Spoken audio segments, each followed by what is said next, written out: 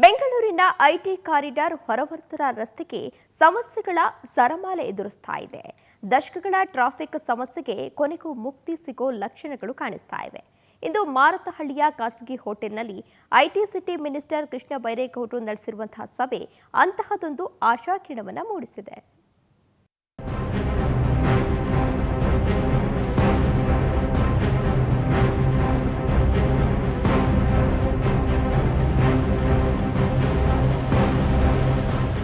Silicon ಸಿಟಿಯ ಆರ್ಥಿಕ ಬೆನ್ನೆಲುಬಿನಂತಿದೆ outer ring road. ಈ ಭಾಗದಲ್ಲಿ ನಿತ್ಯ ಲಕ್ಷಾಂತರ ಜನ ಸಂಚರಿಸುತ್ತಾರೆ. ಆದರೆ ಕಳೆದ 30 ರಿಂದ 40 ವರ್ಷಗಳಿಂದ ಇಲ್ಲಿ ಟ್ರಾಫಿಕ್ ಜಾಮ್ ಮಹಾಮಾರಿ ತರ ಕಾಡ್ತಿದೆ. ಅದಕ್ಕೆ ಮದ್ದರಿಯೋದಕ್ಕೆ ಸಚಿವ ಕೃಷ್ಣ ಬೈರೇಗೌಡ ಸಭೆ ನಡೆಸಿದ್ರು. ಸಭೆಯಲ್ಲಿ ಸ್ಥಳೀಯರು ಹಾಗೂ ಐಟಿ ಕಂಪನಿಗಳ ಪ್ರತಿನಿಧಿಗಳು ಭಾಗಿಯಾಗಿ ಸಾಲು ಸಮಸ್ಯೆಗಳನ್ನು ಬಿಚ್ಚಿಟ್ರು. ಪ್ರಮುಖವಾಗಿ ಸಂಚಾರ ದಟ್ಟಣೆ ನಿಯಂತ್ರಣ, ರಸ್ತೆ ಅಗಲೀಕರಣ, ಮೆಟ್ರೋ ಕಾಮಗಾರಿ ಶೀಘ್ರ ಪೂರ್ಣ ಆಗಬೇಕಾಗಿರುವುದನ್ನು ತಿಳಿಸಿದ್ರು. ಅಲ್ಲದೆ ಮಳೆಯಾದ್ರೆ ರಸ್ತೆಯಲ್ಲಿ ನೀರು ನಿಲ್ಲದಂತೆ ಕ್ರಮ ವಹಿಸಲು ಮನವಿ ಮಾಡಿದ್ರು. ಜೊತೆಗೆ ಬೆಳಗ್ಗೆ 10 ಗಂಟೆಯಾದರೂ ಕಸದ ವಾಹನ ಬಾರದೆ ಇರುವುದು ಮತ್ತು ಬಿಎಂಟಿಸಿ ಬಸ್ಗಳ ನಿಲ್ದಾಣಗಳಲ್ಲಿ ಸರಿಯಾಗಿ ನಿಲ್ಲದಿರುವ ಬಗ್ಗೆಯೂ ತಿಳಿಸಿದ್ರು.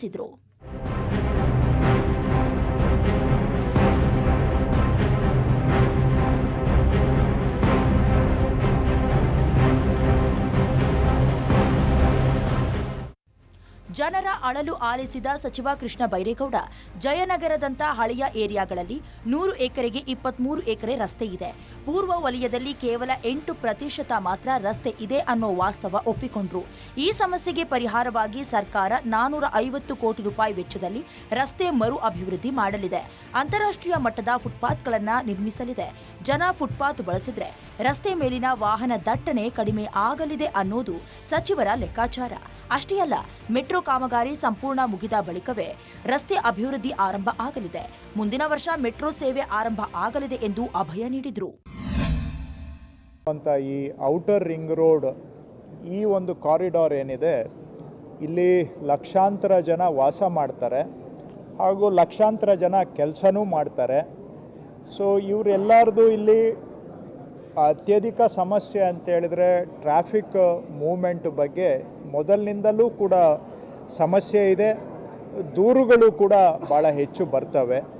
ಇಲ್ಲಿ ಜನ ವಾಸ ಮಾಡ್ತಾರೆ, ಕೆಲಸ ಮಾಡ್ತಾರೆ. ಅದರ ಜೊತೆಗೆ ನಮ್ಮ ಬೆಂಗಳೂರಿನ ಅನೇಕ ಪ್ರಮುಖ ಕಂಪನಿಗಳು ಕೂಡ ಇಲ್ಲಿ ಆಫೀಸುಗಳನ್ನು ಇಟ್ಕೊಂಡಿದ್ದಾರೆ.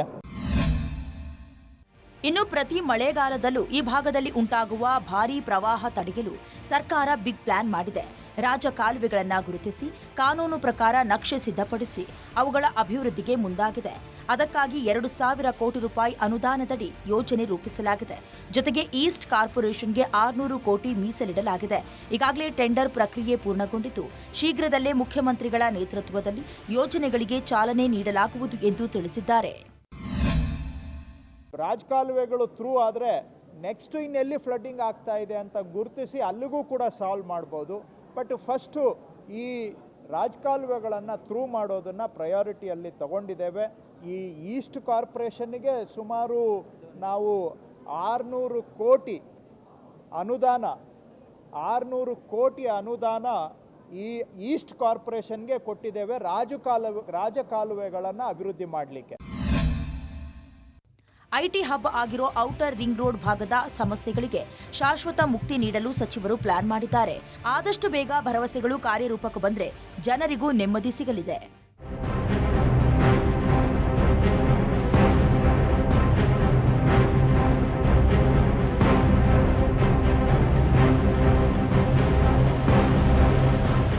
ಅಂತಾರಾಷ್ಟ್ರೀಯ ಮಟ್ಟದಲ್ಲಿ ಬೆಂಗಳೂರು ಸಾಕಷ್ಟು ಹೆಸರುವಾಸಿಯನ್ನು ಮಾಡಿದೆ.